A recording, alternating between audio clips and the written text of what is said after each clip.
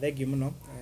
Wa mbere nĩ gũtũma ndũmĩrĩri yakwa ya macakaya kũrĩ family iria cituĩkĩte affected na ũhoro wa mafuriko marĩa me kũrĩa Mahiu na kũndũ kũngĩ across the country, na kũmera nĩ pole mũno. Ũcio nĩ mũtino. Ũhoro wa damu yo ũrĩa ĩratũrĩkire, gũtirĩ mũndũ hihi ũkĩratanyire nĩ gũtũrĩka ihinda rĩu na ĩtũrĩke ũtukũ rĩrĩa andũ metoro, na koguo nĩ kũmera pole mũno. Na gũcokeria na thirikari at least nĩ tũronire Deputy President mũthenya wa ira nĩ rakinyire kũrĩa na Mumbunge waku Mheshimiwa Jane Kihara, na mũthĩ nĩ atongoria angĩ magĩthiĩ na ithuĩ tũtatongoria na ikuru nĩ twĩbangĩte ũrĩa tũgũthiĩ gũteithania na family cio. Njuge ũhoro wa mũtitũ ti kĩndũ gĩkoragwo gĩbangĩtwo, na rĩngĩ ona mũtitũ ũgĩkĩka handũ fulani, by the time andũ maraji organize makinye hau kwa offer support nĩ gũkora rĩmwe nĩ akoragwo hena delay. No gũkorwo atĩ nĩ gwa form rĩu a multi agency team already ya kũdeal na maũndũ maya ma floods, nĩ kwĩhoka atĩ nĩ gũkorwo kwĩna faster reaction ya maũndũ maya magĩkĩka Aikari rĩngĩ. Ũhoro wa atongoria arĩa hihi macagũrĩtwo thĩinĩ wa gĩkĩro kĩa Rift gĩa Central, wa mbere ndĩmwĩre atwĩtĩkĩre atongoria nĩ reflection ya andũ magĩrĩirwo gũikara hamwe makauga ithuĩ haha ũrĩa tũrĩ nũ tũngĩtongoria nũ tũngĩcagũra gũtongoria. Na koguo atongoria arĩa twĩnao na tondũ wa democratically elected nĩ na mate mena igĩrĩrĩku kinyĩte na makinyĩte gĩkĩro kĩrĩa kĩagĩrĩire, na Wanjikũ hĩndĩ ciothe ndarĩ aremwo gũtua itua rĩake angĩona mũtongoria ũrĩa acagũrĩte ndakinyĩire ikĩro, na nĩ tuonete tona hĩndĩ ĩyo ĩngĩ kũrĩa ingĩ macokire kũrĩa matacokire, na ti ũrĩa andũ maugaga, no andũ aitũ akĩrĩma kana tuge Agĩkũyũ aingĩ nĩ mahotaga kũrora maũndũ ũrĩa mahana magakirĩrĩria na maka-internalize enyewe na make the right decision. Na nĩ kuo hĩndĩ ciothe twanaruta atongoria nginya tũkaruta atongoria a bũrũri nĩ tondũ nĩ tũkorwo tũmathutũkĩtie kwa ihinda rĩa mĩaka mĩnene. Rĩu ngwĩre mũhano gĩcigo gitũ kĩa Molo for the last 30 years matirĩ macagũra Mumbunge rita rĩa kerĩ, no nĩ manjagũrire rĩa kerĩ nĩ kũmenya wĩra ũrĩa ndamarutĩire. Ũhoro wa unit wa kĩrĩma rĩ nĩ ihinda rĩa gwetha, na koguo maita maingĩ rĩrĩa gũratuĩka nĩ resources na tondũ resources tiganaga kũrĩkĩra mũndũ, there is competition ya those resources, na gwĩciria ona mĩeri ĩyo ĩno ũrona no andũ makĩgeria gũ compete for this particular resources. Na once now tondũ o mũndũ akũgucia gwake, tarĩu niĩ ndenda ingĩona okorwo nĩ ũhoro wa barabara, first of all ndĩloyo kũrĩ gwenda ĩthiĩ Molo. Koguo ĩkorwo nĩ ndenda ĩthiĩ Molo nake Mumbunge wa Nyĩrĩ ndenda ĩthiĩ Nyĩrĩ, niĩ ngwenda kũgucia yũke Molo ndĩgathiĩ mwena wa Nyĩrĩ. Koguo kĩrĩa tũrona nĩ mũgucanio ũcio wa resources, na atongoria aitũ mareka ũrĩa macagũrirwo gwĩka kwarĩrĩria andũ ao. Okorwo nĩ ambunge a Nairobi marenda kuona atĩrĩrĩ kĩgĩna kĩao kĩa andũ a Nairobi gĩkũ, na koguo rĩrĩa marateta ti ũru mareka na ti kuonania gũtirĩ na ũrũmwe thĩinĩ wa Mount Kenya, o mũndũ arageria kũgucia yake.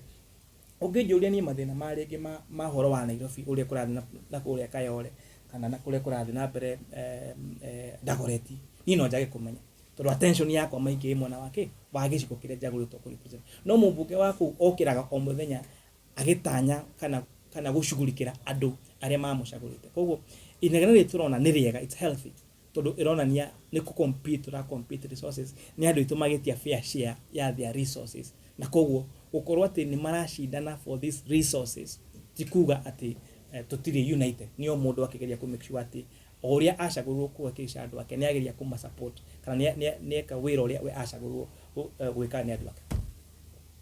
Okay, so I think now we have done serious matters, and as content creators I know you also need content. Acha tuchukue ya mwisho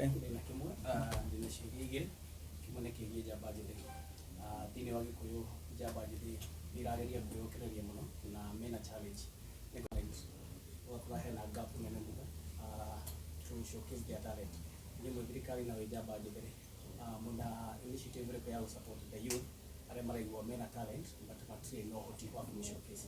Number 2, thĩinĩ wa Gĩkũyũ nĩ kũrĩ na again njamba nini cirayokereria hena igongona ndĩrarĩ ya gũcokia rũruka ikundi icio cioka rĩ mareka maũndũ marĩa magĩrĩire ma ũndũire, no nĩ ũrakora hena andũ atongoria maramahũra ũkũbati ũhoro ũcio.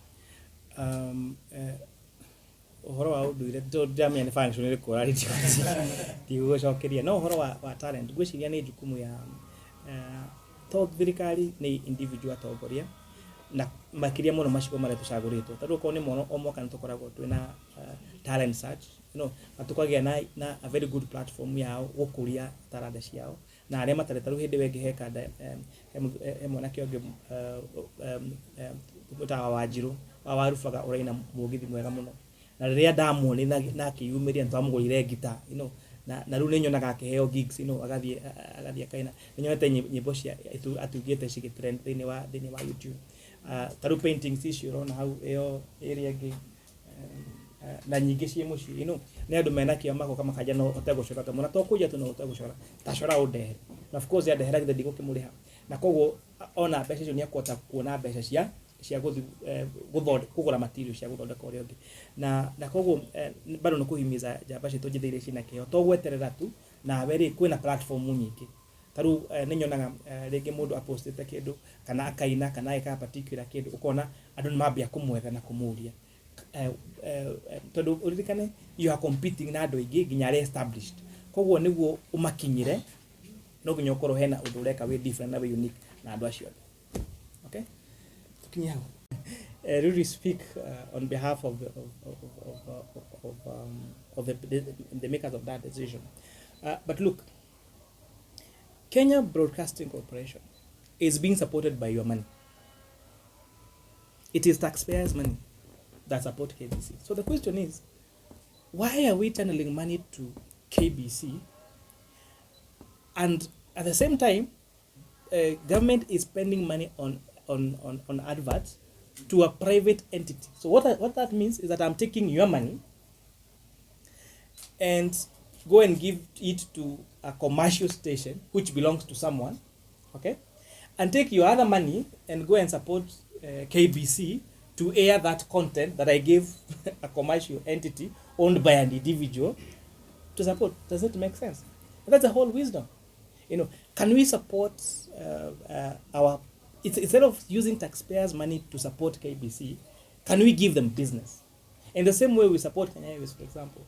So when you fly, when every government officer flies, first, unless there is no flight destination in that sector, we fly Kenya Airways. And why? Because it doesn't make sense to take your money and give it to Emirates and then take other money and support Kenya Airways, on the other hand. And also, do you think such a decision would affect the whole ecosystem? Like, it would probably be a hindrance to not just the mainstream media houses, but even content creators and digital media houses in terms of funding. Also to be in charge on all laws and to oversight the financial sector. The financial sector will mean central bank and all the banks in Kenya, and all the laws relating to the banking sector. All matters relating to pensions. So the one who come up with laws affecting the entire pension sector. The other financial sector like fintech institutions, like the Capital Markets Authority, anything finance, anything pensions, anything related to treasury, that is our mandate. So we are also charged with the responsibility of raising revenue to support the budget. That's why, like last year, you saw the Finance Bill 2023 come up. Next week, we're going to start again the Finance Bill of 2024. So what the Finance Bill does is the bill that raises revenue to support the budget.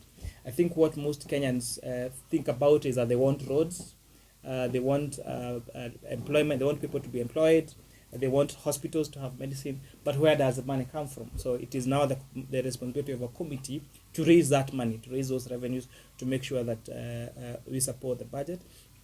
In the constituency, I'm involved in very many things through as a patron of KERA. KERA is Kenya Roads Authority.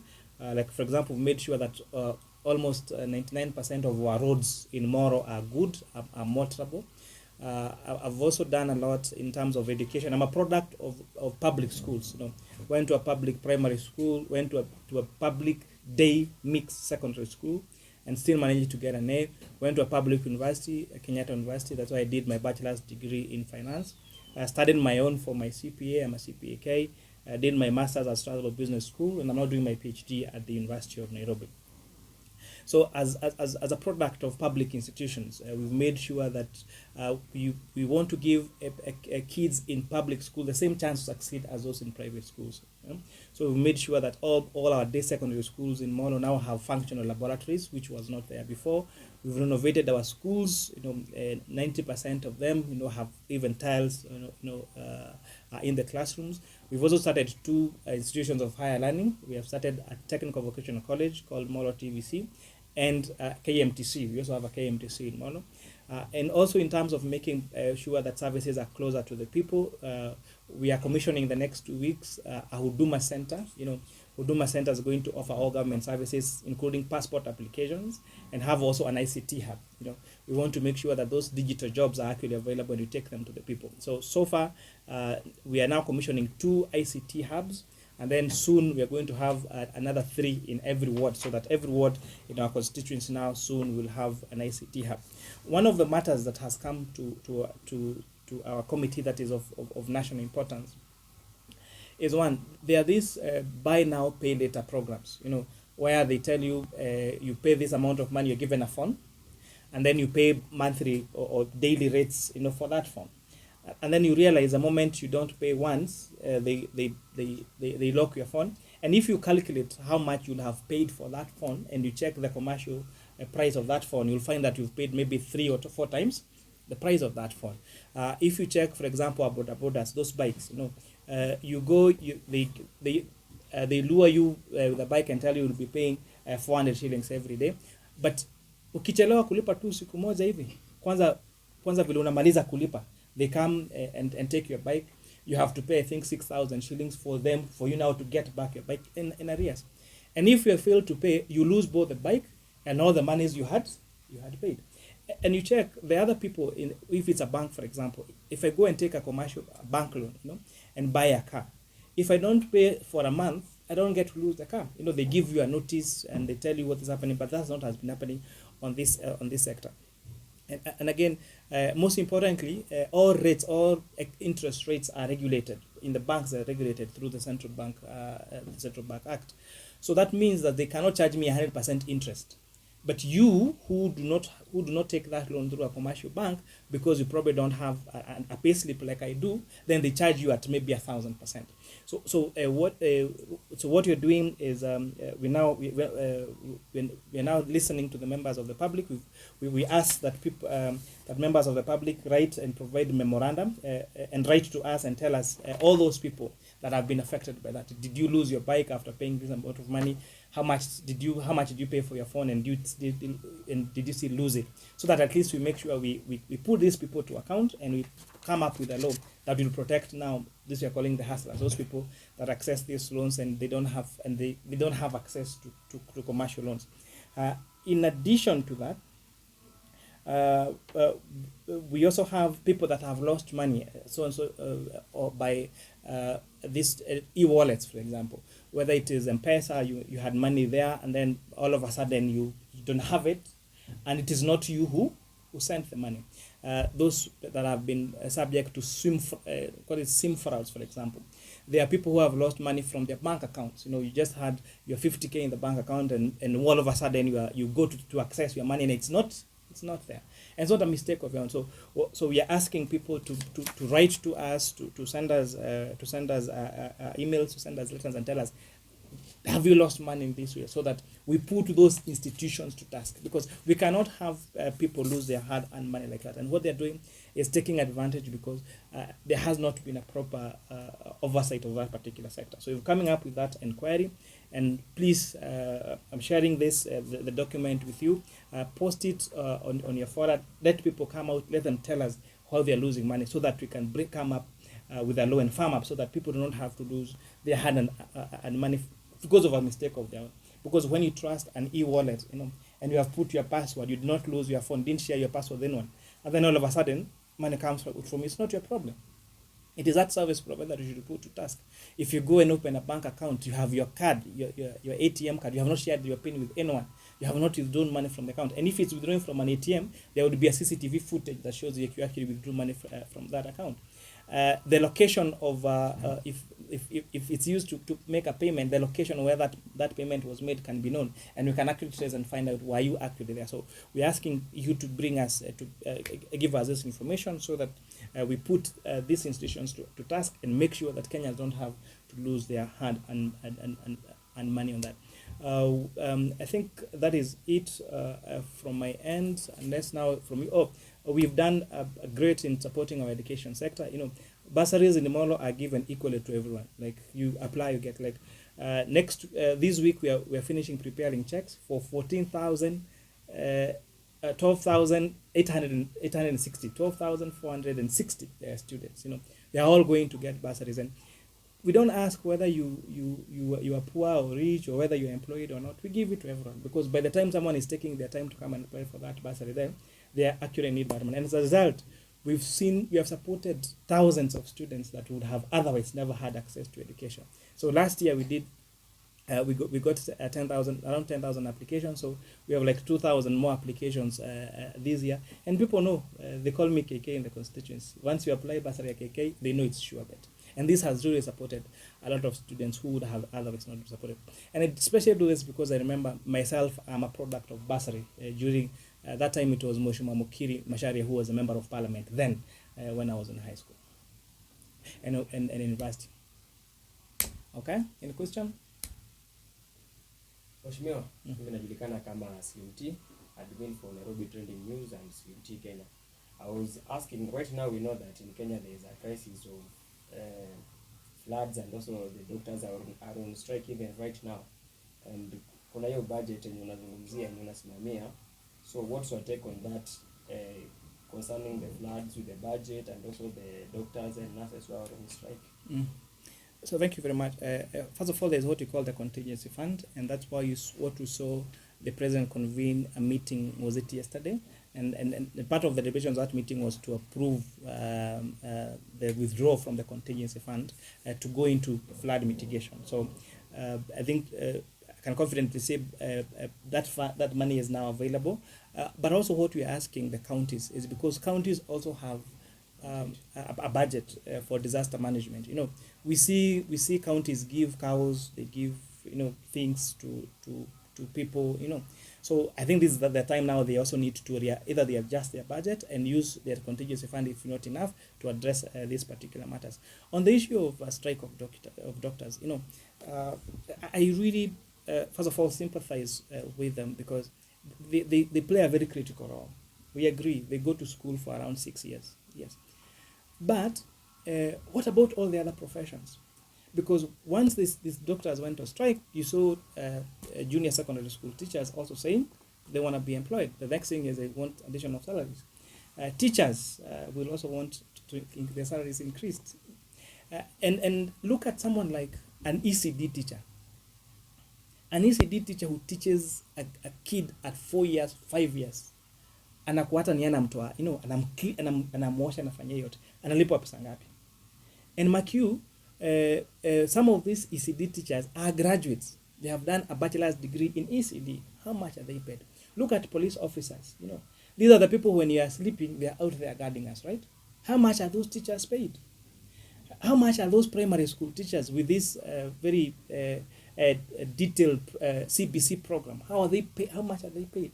And therefore, if we now open that conversation about, fine, we need to increase these people's salaries, then we have to increase for everyone. And the question is, do we have money to give everyone a salary?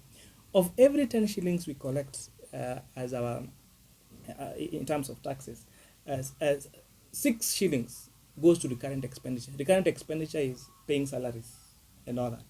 So the only money left out of, actually 7 shillings. 7 shillings goes to, 6 shillings, sorry. 6 shillings goes to payment of the current expenditure. 3 shillings goes to the payment of loans. We are left with 1 shilling for development. That is the money we're supposed to do roads, to do our schools, to do all our infrastructure. Is it realistic? And that's why we're saying, if we start opening a conversation about salaries, then you open a conversation about salaries of everyone. Yes, they have gone to school for 6 years. But look at people like, for example, working in procurement. You have to do a degree in procurement and still go and do a professional course in procurement. Look at the people like have studied finance like me. For you to apply as an accountant, You still have to go back to school and do CPAs from section 1 to section 6. How much are they paid? So I think if you open this conversation about salaries, despite us agreeing for sure that doctors play a very, very critical role, then you open a Pandora box. Then let us have a conversation about what is the salaries of everyone. And if it means the salaries of everyone, including whether it's members of parliament or whether it's even the political class, we have a conversation about the salaries of everyone so that we agree how much should everyone be paid. Mheshimiwa, you are the first MP, I think maybe the only MP for now, who is talking about SRG acts, like in every ward. There are challenges that are associated with that. My name is Bernard, I work for Kujia, and we help people get jobs actually digital. So the challenges of language, for example, yes, you want to work, you want to do some website in Spain, or you want to do them in France, or you want to do them in China, and you don't know those languages. Is the government thinking about something that can be national? To maybe, for example, in Molo, when you are going to have those ICT camps, you introduce foreign languages. Okay, yes, thank you very much.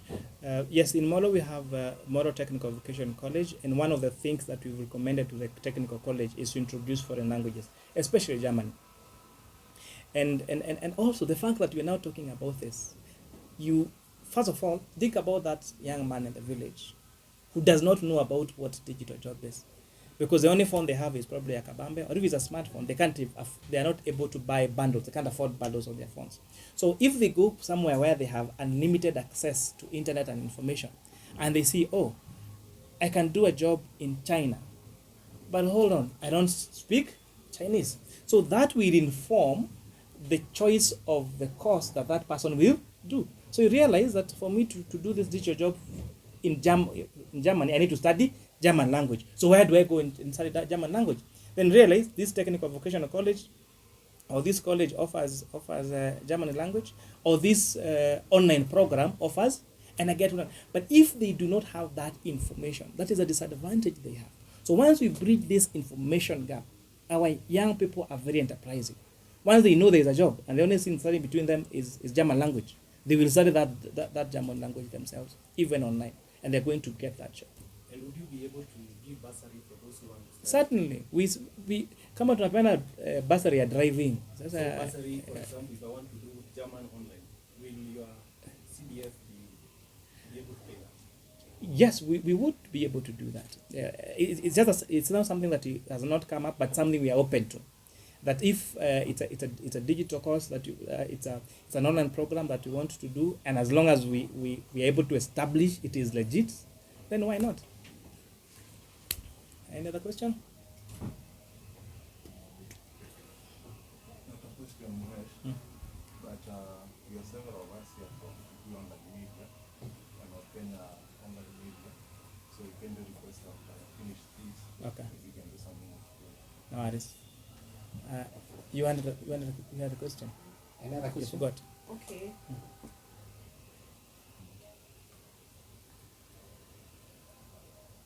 My name is Karen Mota from tuko.co.ke. You are one of the most energetic youngest parliamentarians we have seen around, and recently we saw you dancing to the latest hit in town. That some of the fans on Tuko, we did the story, and your female fans were asking, are you married? Oh yes, I am very married. I am married and I have 2 children. I married my university sweetheart. So yes, sorry, I'm taken. We'll be celebrating. We celebrate our 9th anniversary in February. Yeah, so been married for quite some time. And something interesting. I didn't know that. It was just a Friday. I was. I had meetings back to back. Then I saw this. I just logged on my social media, and then I saw this, and I said, okay, fine. I'm not really a dancer, but then, come on, it's Friday, and I'm really tired. Can I do something? Then I go back to work, and then I'm seeing people asking, is dancing the only thing I do? Come on, that was only 2 minutes of my time. Less than that's 2 minutes of the time. But that made me realize that there is a huge group of people out there that don't know even what members of parliament do. They don't even know who exists. They don't even understand what legislation is about. And that's why I took this initiative to bring all of you together. Because the modes of communication that we're using to communicate to young people, we have so many people out there, and young people are 70% of our population. We are not talking to them. As government, when you are communicating on mainstream media, we are communicating on X, we are communicating on Facebook. And I've realized these young people are not on Twitter. They're not even on Facebook. Maybe Instagram, yes, but all of them are on these other platforms. I've noticed that these young people don't watch news, you know. They just follow what is happening on what you people do. And I thought we really need to speak to these people, because we cannot run a country when we're not talking to 70% of our population. So we really look forward to having positive engagement with the young people, because you are 70% of our population. You know, I was seeing how you stood up for one of their own, I think Brian Chira, and I think everyone started opening their eyes and said, whoa, where are all these people? And most of us do not know, and remembering even the median age for members of parliament is like 50 years. So most of the members of parliament are actually older people. Most of the people in government, in civil servants, most of them are older people. And therefore, I think it's a call to government, it's a call to all leaders, to public servants.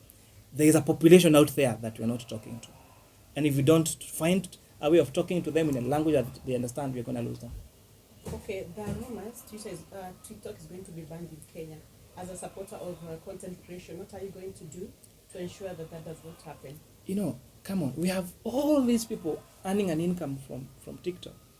So if we have people earning an income there, and we want to and we still have so many millions of Kenyans who are employed, who in their right mind would want to stop these people who are earning income from there? And we still have a lot of problems we have not sorted up of people who are employed. So I dare say that TikTok is here to stay. The only thing that we have agreed is that there was a lot of I don't know if they call it nudity or Kutakuwa na limitation. Yeah, kulikuwa na limitation. So those indecency, you know, some people are going live and doing some unprintable words, and considering that even parents like give phones to their children, we do not want those children watching those content. That's why, if for example you need to do an advertisement on mainstream media on alcohol or tobacco or whatever it is, you need to do it at a particular time. Okay, so the same way that if you want to promote whatever, there should be a way that it's done. But you cannot just let you know, have sex life. You know, you can't do that. You know, that's not what as a country we stand for. But for sure, TikTok is here to stay. All right. I'm Judith, representing Kiambu Daily News and Horera TV and Kenya Online Media. Of course, you are young. You are 34 years. And I'm sure you're familiar with the word crypto. Yeah. We saw the other day the parliament and the minister of ICT banning Woiii. And they said it was operating illegally in Kenya. And they said it was operating illegally in Kenya. And whose job is it to check whether a company is operating legally or illegally in Kenya? It's not our job, we as consumers. Okay. Thank you very much. Interestingly, I first asked that question in Parliament in 2017. And I asked the minister that, you know, what are you doing to regulate blockchain and cryptocurrencies? And then Central Bank Governor said, this is a fad, it will fade away. It's just something that is coming, that will go away. When I was made the chairperson of Finance and National Planning Committee, one of the first thing I did was meet the Blockchain and Cryptocurrency Association of Kenya. And we had a whole 3-day retreat in Naivasha, and we agreed, you know, cryptocurrencies, blockchain technology is here with us, and it's here to stay. We've seen Kenya is the third largest user of cryptocurrencies after South Africa and Ghana. So Ghana have come up with a legislation. Legislation is a law. The problem is when you have so much money circulating in the market and there is no legal framework, then that is where you find it subject to abuse. That's where people lose their money. But as long as there is a law that governs that particular sector, then we safeguard both the investor and the users of that platform. So I have good news. We tasked the Cryptocurrency Association of Kenya to come up with a bill, with a proposal of how they want to be regulated. And they have reported back to us that bill is complete. So in the next few weeks, you'll be seeing the blockchain and cryptocurrency bill that hopefully will push it to become a law. so that it doesn't just make cryptocurrencies, the blockchain, legal in Kenya, but it regulates it so that there is a regulator on how it's operated. Because we have so much money that is being that flows on this particular sector that are regulated. So you might buy your cryptos on particular site, and then 1 month later, kaput, it is closed, and you have nowhere to go, and you just close with your money. The same thing I was reading this morning on betting on forex exchange. Out of 5.5 billion betting for this forex, but out of that only 1.5 billion comes back. So we are looking at it. Can we also regulate that sector? We're not saying that don't do it, but can we protect you so that you don't lose your money? So that we've seen before, maybe a few years, like when I was maybe around 15 years ago, we saw it was called what? There's a company who called Desi. Ile ya church. Desi. Ile ulikuwa unaweka alafu unasema wana invest na sijui foreign currencies, alafu wana triple your money after some time. It was a very popular concept in Kenya. They opened a company, a pyramid scheme, yes, the pyramid scheme. People were told, come, you invest this money, after 3 weeks, you go get 50% of it after, only for those pyramid scheme to collapse with the people's money. And they did not have any legal reproach, because the operator of that particular fund was only operating with a business name. They didn't even have a registered office. And they went down with millions and millions of shillings of Kenyans. So we're not saying that don't engage in cryptocurrency, don't engage in all that, but can we have a legal framework so that we protect both the investor of that business and you, the user of that of those services? Mheshimiwa, I'm Victor Ken. I'm an environmentalist. So the first thing, when talking about regulation of financial institution, you did touch about the insurance sector. I think I'm also a financial expert. So I hear some insurance company was saying like, I can insure my car with just 100 bob per month. So I feel like it's not practical in the terms of IRA, the Insurance Regulation Authority. If I go and cause some damage that will worth more than something, it means like the regulator will not doing something. Maybe you can check on that. Finally, they say that more precious than our children are our children's children. What is the world in 21st century? As you can see, the other time it was high heat wave. Heat wave was so much serious. Today is flood.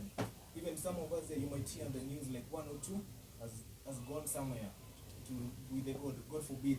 It can happen with the current situation. What's the question? As a young politician, I just want you, because most Kenyans will be listening to you from our TikTok channels. Can you maybe just tell Kenyans to take an action about climate action, planting trees and all that? So thank you very much. You rightfully put it. Exactly the same time last year, we were facing extreme drought. Like Molo is a very agricultural area. We have never lacked rains for 6 months straight. But last year, we did not have rains for like 6 months. Now, 1 year later, we're having floods across the country. What is that telling us? We need to take care of our environment. My grandfather used to tell me,